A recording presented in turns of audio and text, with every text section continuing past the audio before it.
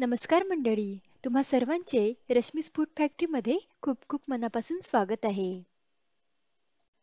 मित्रांनो, आज आपण बेसन आणि रव्याची बिना पाकाची अगदी मौसूद अशी बर्फी बनवणार आहोत.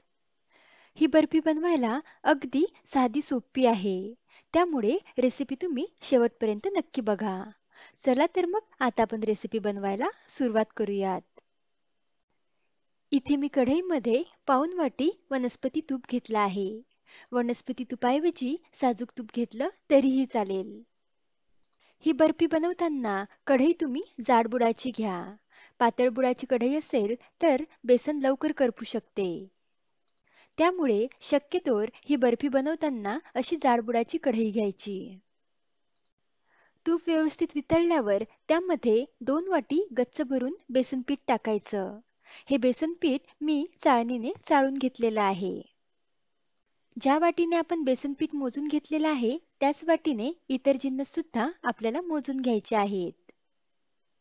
हे बेसन पीठ आता 5 मिनिटे लो फ्लेमवर भाजून घेऊयात. बेसन पीठ सतत हलवत लो फ्लेमवर आपल्याला व्यवस्थित भाजून घ्यायचं आहे. इथे बघा 5 मिनिटे लो फ्लेमवर हे बेसन पीठ मी व्यवस्थित भाजून घेतलेलं आहे. हे वनस्पती तूप या बेसनामध्ये मस्त मिक्स झालेलं आहे. आता यामध्ये अर्धा वाटी बारीक रवा टाकायचा आहे आणि रवा या बेसनामध्ये व्यवस्थित मिक्स करून घ्यायचा आहे. इथे आपल्याला बारीक रवाच वापरायचा आहे.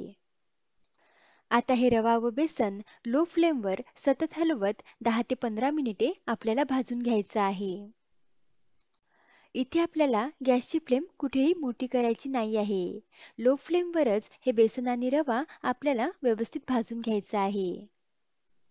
इथे जवळपास 10 मिनिटे झालेले आहेत आणि तुम्ही बघू शकता थोडं थोडं तूप ह्या बेसन पिठामधून असं बाहेर यायला सुरुवात झाली आहे.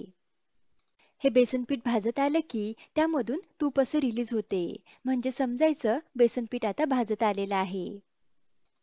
बेसन पीठ असं पातळ झाल्यावर काहीच टेन्शन घ्यायचं नाही. हे बेसन पीठ लो फ्लेमवर पुन्हा 5 मिनिटे आपल्याला भाजून घ्यायचं आहे. जसं जसं बेसन पीठ भाजले जाते तसं तसं त्यामधील तूप हे रिलीज होत जाते. त्यामुळे हे बेसन पीठ असं पातळ व्हायला सुरुवात होते. आता इथे मी सुरुवातीपासून एकूण 15 मिनिटे लो फ्लेमवर हे बेसन पीठ आणि रवा व्यवस्थित भाजून घेतलेला आहे. तुम्ही बघू शकता ह्या रव्याचा कलर पण थोडा चेंज झालेला आहे. यामध्ये आता आपण पिठी साखर टाकूयात. इथे मी 1 वाटी गच्च भरून पिठी साखर घेतली आहे आणि 1 चमचा वेलची पूड यामध्ये टाकून व्यवस्थित मिक्स करून घेऊयात.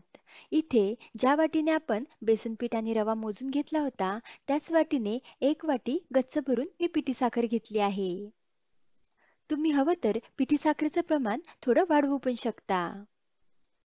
आता गॅसची फ्लेम लोच ठेवायची आणि हे पिठी साखर या बेसन पिठामध्ये व्यवस्थित मिक्स करून घ्यायची आहे. इथे बघा 2 मिनिटे ही पिठी साखर ह्या बेसन पिठामध्ये मी व्यवस्थित मिक्स करून घेतली आहे. गॅस आता बंद करूयात आणि तुम्ही बघू शकता बर्फीसाठी हे मिश्रण अगदी परफेक्ट असं तयार झालेलं आहे.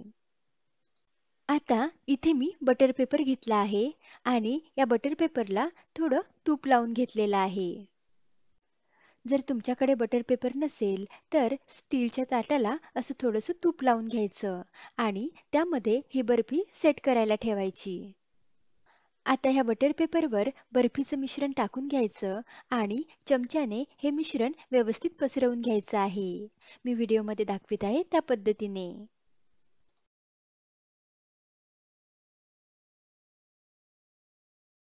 त्यानंतर इथे गार्निशिंगसाठी मी कापून घेतलेला पिस्ता टाकत आहे. पिस्त्याऐवजी तुम्ही काजू किंवा बदामाचे काप सुद्धा यावर टाकू शकता. पिस्ता किंवा काजू बदामाचे काप यावर टाकणे पूर्णपणे ऑप्शनल आहे. पिस्त्याचे काप यावर टाकल्यावर चमच्याने असे थोडे प्रेस करून घ्यायचे आहेत, जेणेकरून ते निघणार नाहीत. आता ही बर्फी सेट होण्यासाठी तुम्ही रूम टेम्परेचरवर सुद्धा ठेवू शकता. पण ही बर्फी लवकर सेट झाली पाहिजे, त्यासाठी मी ही बर्फी अर्धा ते पाऊण तास फ्रीजमध्ये ठेवणार आहे. आता इथे पाऊण तास झालेला आहे आणि तुम्ही बघू शकता आपली ही बर्फी मस्त सेट झाली आहे. हाताला अगदी अशी चिपचिपी पण झालेली नाही आहे. ही बर्फी आता आवडीच्या आकारामध्ये कट करून घेऊयात.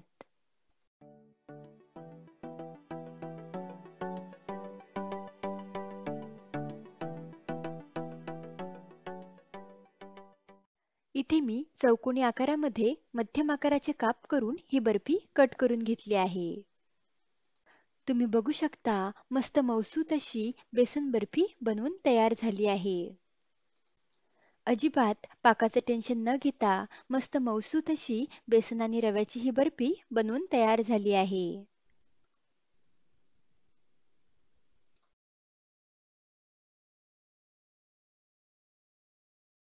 एक बर्फी मी तुम्हाला तोडून दाखवते.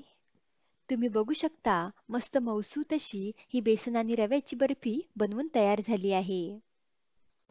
तर मग तुम्ही पण ही बेसन आणि रव्याची बर्फी एकदा नक्की बनवून पहा. रेसिपी आवडल्यास व्हिडिओला लाईक आणि चॅनलला सबस्क्राईब जरूर करा. लवकरच भेटूयात अशाच एका रुचकर रेसिपीसोबत. धन्यवाद.